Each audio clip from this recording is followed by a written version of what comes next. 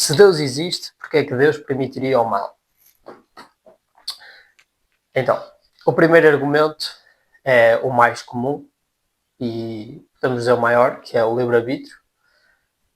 Nós somos livres e, portanto, sendo livres, somos senhores das nossas escolhas e escolhemos os nossos caminhos. E, infelizmente, nós humanos temos mais tendência para o mal do que para o bem.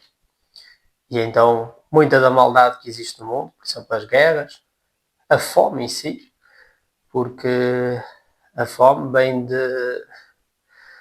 governos gananciosos, de governos que se importam mais com o poder do que com a população.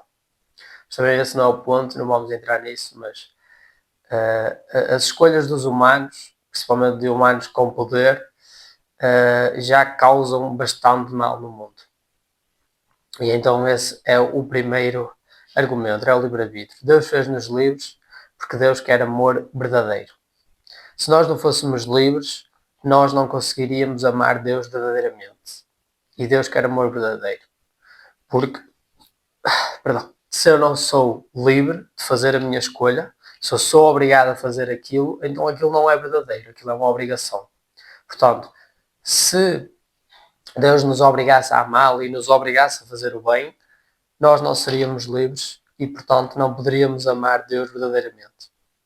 E como Deus é um Deus de amor verdadeiro, Ele quer amor verdadeiro, e, portanto, nós teremos que ser livres para isso.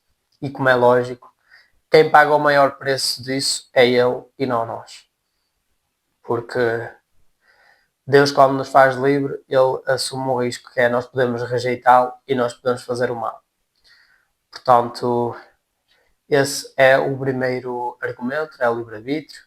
O livre-arbítrio, como eu disse, pessoas poderosas já destabilizam bastante o mundo, destabilizam bastante a vida de muita gente, as guerras que, não é? Enfim, muitas delas nem têm, muitas delas não, todas, não é? Somos todos humanos, vivemos todos no mesmo planeta, no entanto andamos aí a destruí-los por pedaços de terra. Ninguém vai durar para sempre nesta terra, ninguém vai viver para sempre, portanto, tem muita coisa que é ridículo. Mas pronto, esse é o primeiro argumento. E este primeiro argumento, normalmente as pessoas dizem, ok, e então e os desastres naturais? São consequências dos comportamentos das escolhas humanas? Seriam, não é? As doenças que existem e outro tipo de coisas que acontecem, mas não acontecem por causa de escolhas humanas. E isso está na Bíblia. Muitas das coisas de que eu falei agora começaram a acontecer depois do rompimento de Adão e Eva, dos humanos, com Deus, porque quando Adão e Eva cometeram o pecado, Deus disse-lhes que eles disse ao homem que ele ia ter que ia viver uma vida de sacrifício, ia ter que se sacrificar para sobreviver, ia morrer, tu és pó e ao pó voltarás, ou seja, inicialmente no plano de Deus não era para nós morrer aqui, então a morte também é uma consequência do pecado, que a mulher ia sofrer a dar ao parto, então várias outras coisas, não é? Quando há esse rompimento dos humanos, da humanidade com Deus, Deus deixa de nos, podemos dizer, proteger assim a 100%, não é? E então nós ficamos um pouco à mercê do mundo e das coisas do mundo. Isso quer dizer que Deus causa os desastres naturais? Não quer dizer. Não tem porque Deus fazer isso. Quer dizer que Deus causa as doenças que matam muita gente? Não. Aliás, muitas delas até são criadas em laboratórios por humanos, não é? Mas existem doenças que de facto surgem espontaneamente e não por escolhas humanas. Mas então o segundo argumento e o argumento que, vejamos, o primeiro demonstra-nos que o mal, a maior parte do mal é por escolhas humanas, ou seja, são consequências de escolhas humanas. O segundo são para aquelas coisas que não são os humanos que causaram aquilo, ou seja, são desastres naturais, sei lá, incêndios espontâneos, cheias, esse tipo de coisas, são consequências do rompimento da humanidade com Deus. Então, assim, seria esse os dois argumentos principais para o qual Deus permite o mal. Não é que permita, entendam, é só que não nos dá a proteção divina, ou seja, nós estamos à mercê das coisas do mundo. Só que Deus também nos diz que nós não somos do mundo, não devemos ser do mundo, Deus diz-nos para não ser do mundo. Ou seja, apesar de nós estar à mercê disto, nós já estamos aqui de passagem, portanto, às vezes o sofrimento que muita gente tem, assim, se calhar não é assim tão importante como nós achamos. Então pronto, são estes os dois argumentos, o livre-arbítrio e o rompimento da humanidade com Deus, mas depois temos uma reflexão filosófica que eu gosto muito, porque nós humanos temos a tendência de julgar tudo, de dizer isto é bom, isto é mau. Nós humanos temos essa tendência. E o que é que eu quero dizer com isto? Que, por exemplo, apenas uma mente infinitamente inteligente, uma mente intemporal, uma mente que está fora do tempo, algo que está fora destas coisas que nós não estamos, que nós somos matéria, nós estamos no espaço e nós estamos presos ao tempo. Só algo fora disso e extremamente inteligente, portanto, o Criador consegue saber se algo é realmente bom ou mau. A compreensão humana está limitada. Nós não conseguimos dizer com precisão se uma coisa que aconteceu agora é boa ou má.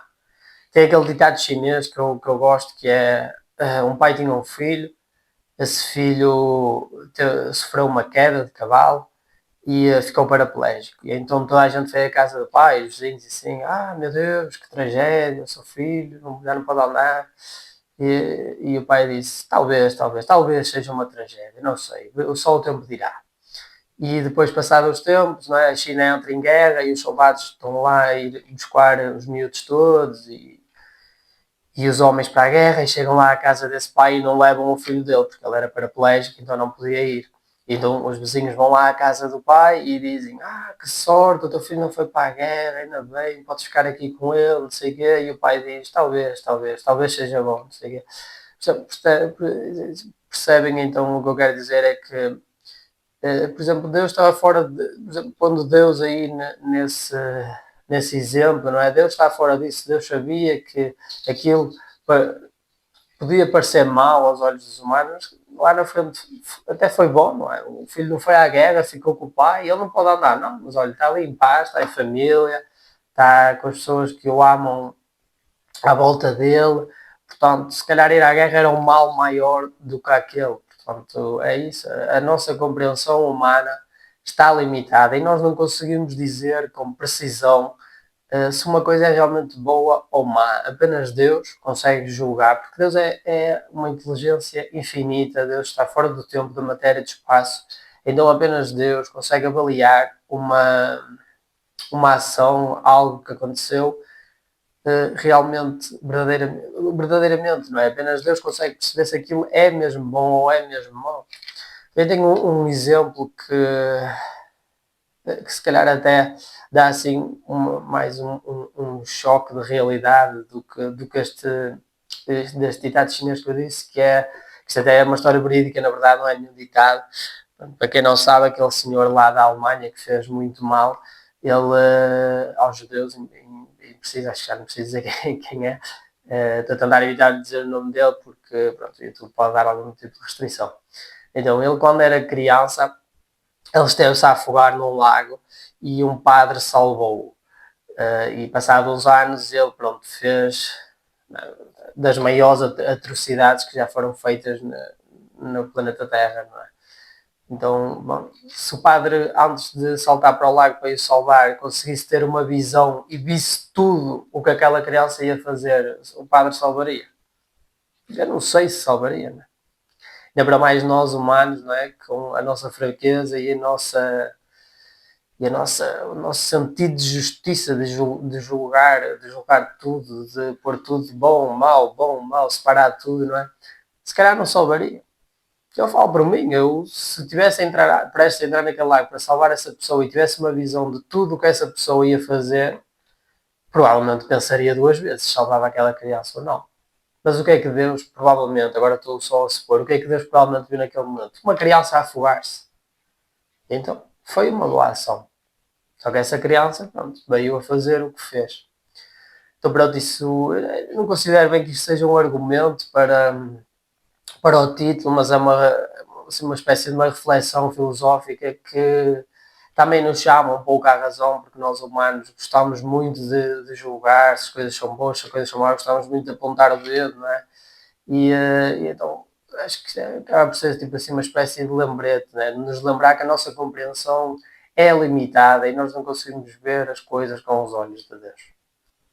Então isto decidiu parar de gravar mesmo no fim, felizmente foi mesmo no fim.